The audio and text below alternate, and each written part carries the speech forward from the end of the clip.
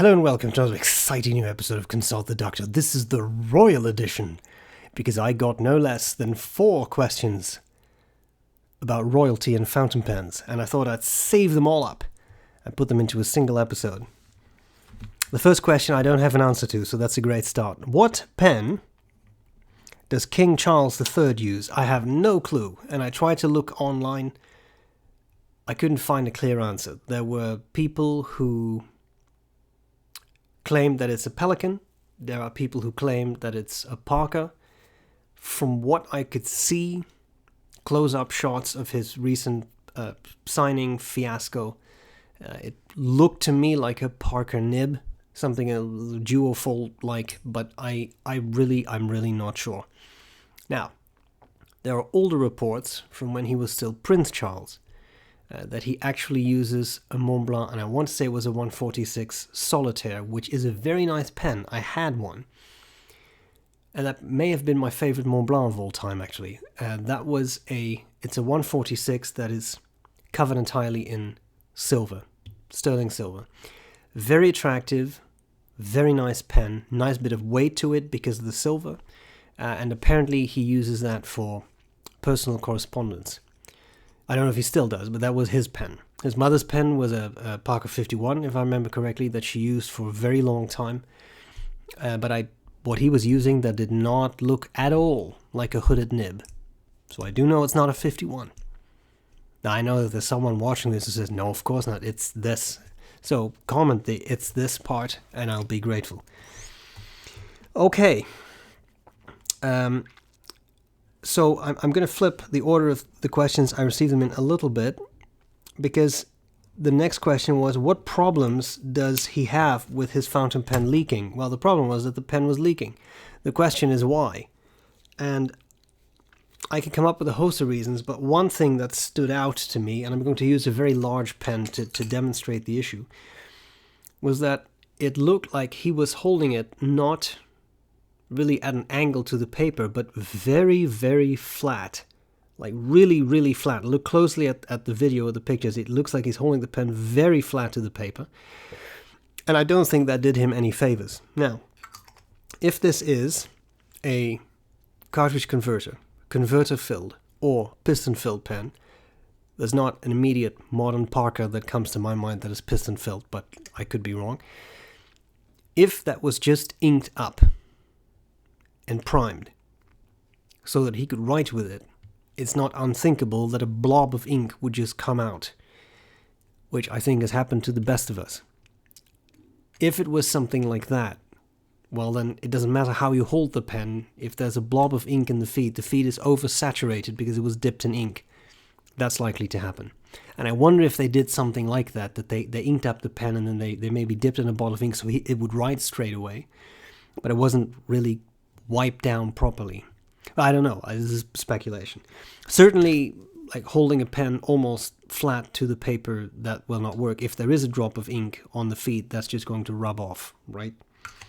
So I think that was part of the problem. But the strange thing is, apparently he uses that Mont Blanc Solitaire for a lot of letter writing. I understood that he writes, or at least used to handwrite, a lot of letters a year. So I think he is really capable of using a fountain pen, especially because that Solitaire is a piston-filled pen, so he clearly knows how to ink up the pen, how to do it, unless he has his people to do that. He was a prince, after all.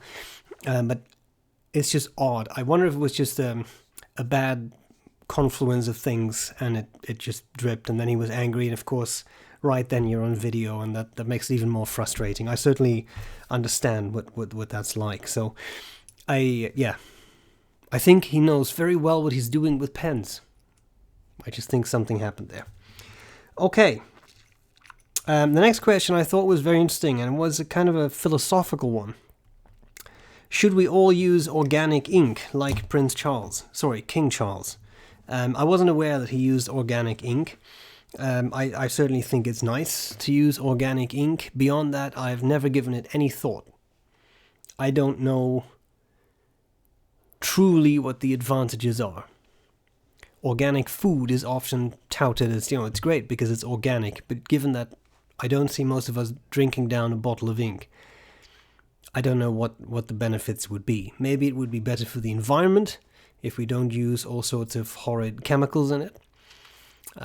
But I was kind of cured of natural ingredients by B.R.E, which is, I think, the only ink that has ever really gone bad on me, and that was fairly unpleasant. Well, at some point I had 2 bottles, 2 different inks, so I dipped a pen in. When I pulled it out, there was this sort of string of goo hanging from it, which was because the ink had gone bad, and they weren't particularly old either. But that's supposedly all natural dyes they use, etc. And I just don't like it. I don't like stringy goo hanging off of my pen. I don't know about you. Not all organic inks are like that, I'm sure. And I have really wonderful experiences with some of the B.R.E inks. I just don't. I'm not going to keep buying an ink that does, like a brand that does that or has that potential. Now, any ink can go off, so I might be too harsh. But I just can't be bothered anymore. Okay, a final question I think is kind of a fun one. What top 5 pens are fit for a king? Well, that's a highly personal question, and I've just come up with a couple, most of which are obvious. An Namiki Emperor would be a great option. It's large. It holds a lot of ink, sign a lot of documents. It makes an impression when you whip it out because it's big. Has a really big nib, which is nice. I found it to be a very reliable pen, so I think that would work, especially because it's also called Emperor. I thought that would be fun for a king. Then there's, of course, the Danny Trio Mikado, which also means Emperor. Fun pen, also bigger. Kind of nice. This one is actually weird because it has a coned nib on it, but that's by request. So I think that's a fun pen. Also big, same one-way shut-off valve filling system as the Namiki Emperor, so it has a large ink capacity. The really solid pen, I still think, is the Conway Stewart Great Exhibition. There's a lot of silver on it. It's a somewhat larger pen, and it's I show this side by side. So Conway Stewart and the Pilot Metropolitan. The advantage of this is that you can also use it as a royal baton and be like, oh yes, over there, is the thing that yes, useful, and holds. I don't think I've actually measured the ink capacity, but it is an eyedropper, so you can imagine it holds enough ink. I think number 4 that I would recommend any king or queen is a Yardled. Yardled Viceroy, Grand, Victorian finish. It's a lovely pen, solid sterling silver, very, very hefty, not uncomfortably heavy, but has a nice bit of heft to it, and it's just a lovely, lovely writer. 18 karat nib, really, really pleasant, nice size, and also looks regal, I think. A very regal pen. And the final one, that has to be my choice. I could do a Lambrou LB6 if I was to be a king, which I'm not. But if I were a king, I'd probably use this because it's sort of a royal red, isn't it? Like nice royal bright red, larger pen, simple cartridge converter, so easy to fill, easy to clean. I love it. I think it's a very, very comfortable pen. So for me, this would certainly be up there. And that's it. This was the Royal Edition. To send a message to the King of the Netherlands and explain that I should probably be King of the Netherlands, press 1.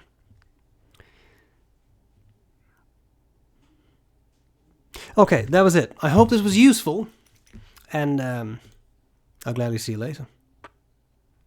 Bye-bye.